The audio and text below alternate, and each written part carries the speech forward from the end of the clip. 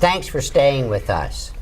Continuing our discussion about Washington County Public Schools, Dr. Boyd Michael joins us again for one more segment. There's probably very few people that really know that you were put into your position on a 7-0 vote. So that's pretty good that you had all the school board members picking a local guy over outside applicants and saying, we all agree. Does that add any pressure to you? I don't know if it adds pressure or not. It doesn't lessen the pressure any, but I was very honored and humbled that the board selected me to be superintendent of Washington County. As many people know, this is my 39th opening of the school year this week, and I'm as excited this time as I was the very first year. And again, I'm just humbled and honored that the school board decided to make this decision, and I just think we have a lot of excitement and energy going right now in a positive direction.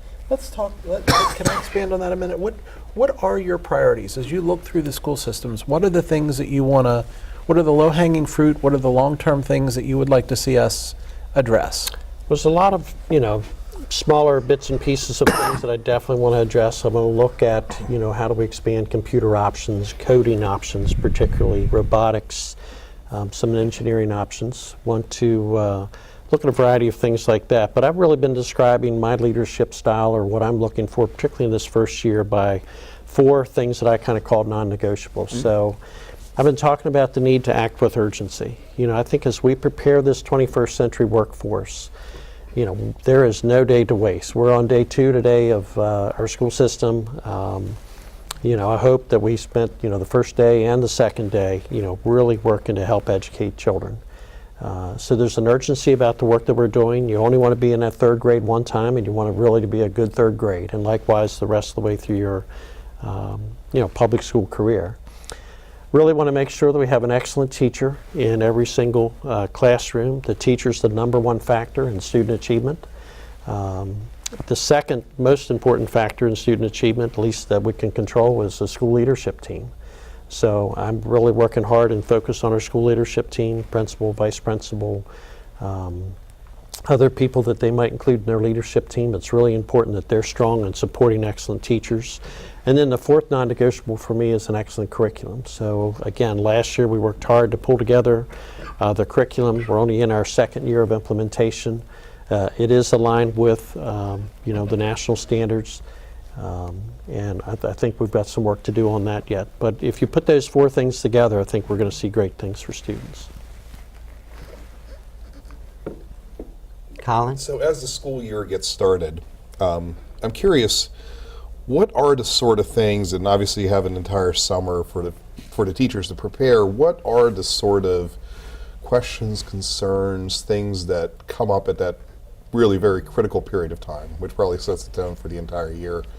What sort of things are coming in and are you guys facing? Well, one thing we finished up last year, and was interesting to be named interim superintendent knowing that I'm going to be superintendent. So we spent the end of last year a little bit of a listening tour where we heard from parents and teachers, particularly, not so much from students, but a little bit from students. So we got some feedback on things they liked about Washington County, some things they'd like to see us continue in Washington County. So this summer we worked on a lot of those things, preparing for the school year, the 2nd year of our digital learning plan, and the launch of that with our iPad initiative. Also prepared extensively with professional development. We had a reading workshop that last year was offered and only 4 teachers signed up for, and this year we had over 300 teachers sign up for the very same workshop. So that's that level of commitment that I'm talking about, that I'm seeing. Math workshop that doubled every week, so we ran it several weeks in a row, and each week it just kept getting larger, and very, very impressive work from some of our leadership team members and many of the teachers that participated. So those are kind of some of the prep things that we did to get ready for the year. Some of the things that come up, throughout the summer, particularly for parents, are just simple things. Where's my bus stop, and what school zone am I in, and what do I need to enroll my child into school, and what time does school start, when does school start? So kind of the whole range of preparing staff on one end, very complex effort to prepare for the school year, to very simple things, just even getting schools ready, getting our maintenance As you're in that project point, finished. let me interrupt you. Okay. Tell people how you inform parents on a daily basis, whether school's going to be late. How do you communicate with parents? There's a lot of folks that don't know. We do use now a lot of different ways. We use a resource called Connect 5, which is a contact by phone. Excuse me. We have an email that you can sign up for, an email address that you'll get emails directly from us. Or text, you can automatically get a text. You'll know as quick as we say schools are closed, within a few seconds after that, staff has already put that information out. Our Facebook page, our website. So it's a lot of opportunities for parents to be well informed. We have a tool that we use called Parent View. You can set that and instantly know your child's grades, look at the grade book, see how they're doing on assignments, see if they're missing assignments, and we're going to expand some of that. We have a new app that just came out. We're still kind of rolling that out, where you can kind of pull all these things together along with some other resources we have, and in one app be able to launch other apps to be informed about Washington County Public Schools. Can a parent be in contact with their child's teacher? I think more so than ever.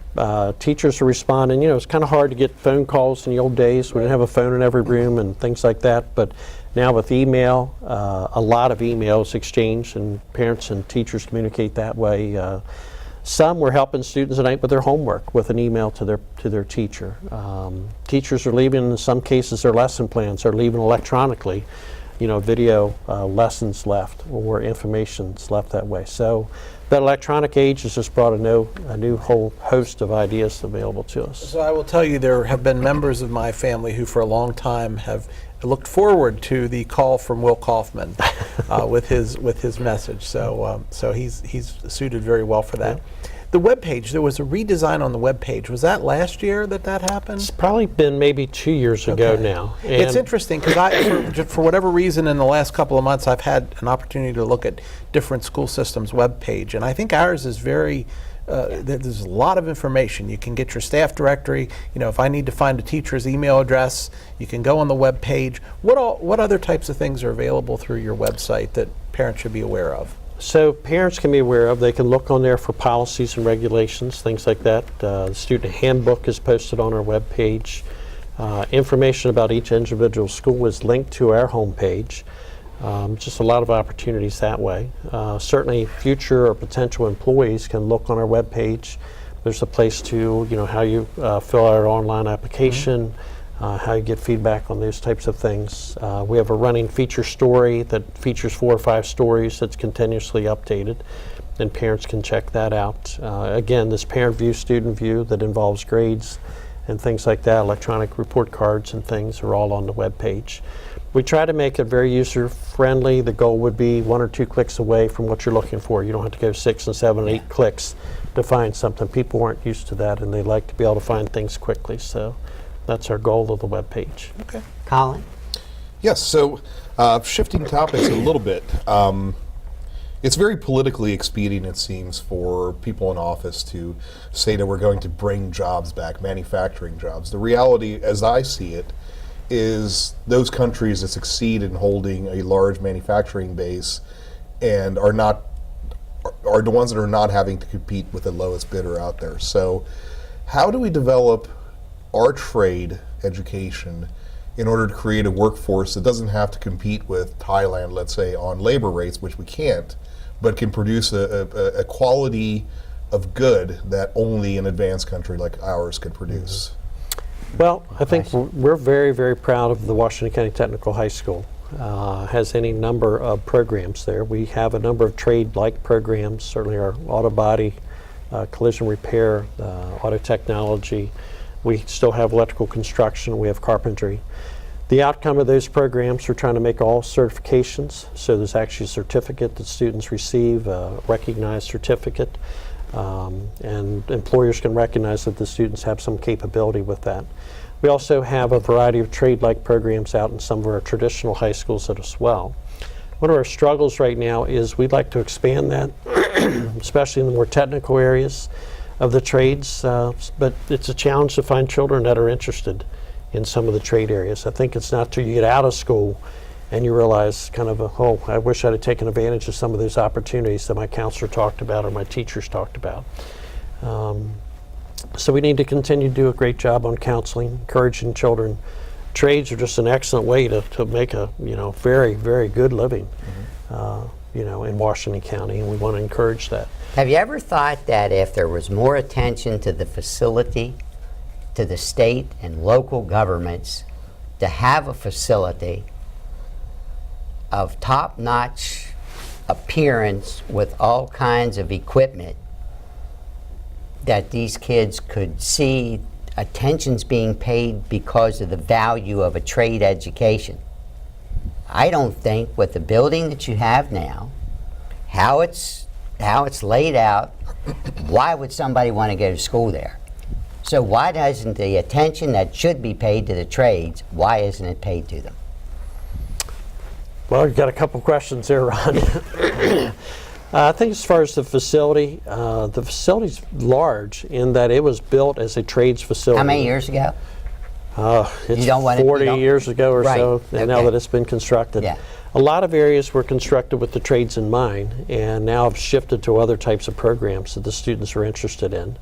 We do need to do some makeover a number of areas, which we've worked on some. We do need to attract some new programs or create some new programs to attract additional students there. It's interesting, I just visited Tech High, was that this morning or yesterday? I've been in 28 schools in the last 2 days, so they're starting to Wow. run together a little bit. But I talked to the principal, we have over 600 students at Tech High. So that's one of the largest enrollments way back in the day when it first opened. We were half day on, half day off, or 2 weeks on, 2 weeks off. It's been a number of different schedules, but having 600 children there is a pretty substantial number. It had our largest graduating class last year in the county, so it's pretty impressive what we have there. But it's not a trade school anymore. It's kind of a combination of trades and a lot of electronic technology type programs. So I think there's a careful balance that we need to continue to look at. I'm very invested in the trades, especially those that a little bit more technical in nature, require license and things like that. And we're very anxious to continue to work with our community on expanding those programs, but we also had to encourage students. There's an opportunity. We had a great apprenticeship program set up in about 2004 or 5 when the housing boom was going through. We had employers lined up for summer work, and about the time we had the students really organized for that in anticipation of summer jobs, the bottom fell out of the housing market, and suddenly their parents or friends or relatives that were in some of the trade areas were without work. So I think we've had to recover from that. Well, you've had the last word. Jim, I think there's got to be a point in time soon that we have Dr. Michaels back, because the topics, there are a lot. He gives really good, detailed, understandable answers to questions. He doesn't beat around the bush when he answers them. So coming up next on the flip side, Hurricane Harvey is over, but charity scams are still claiming victims. Stay tuned.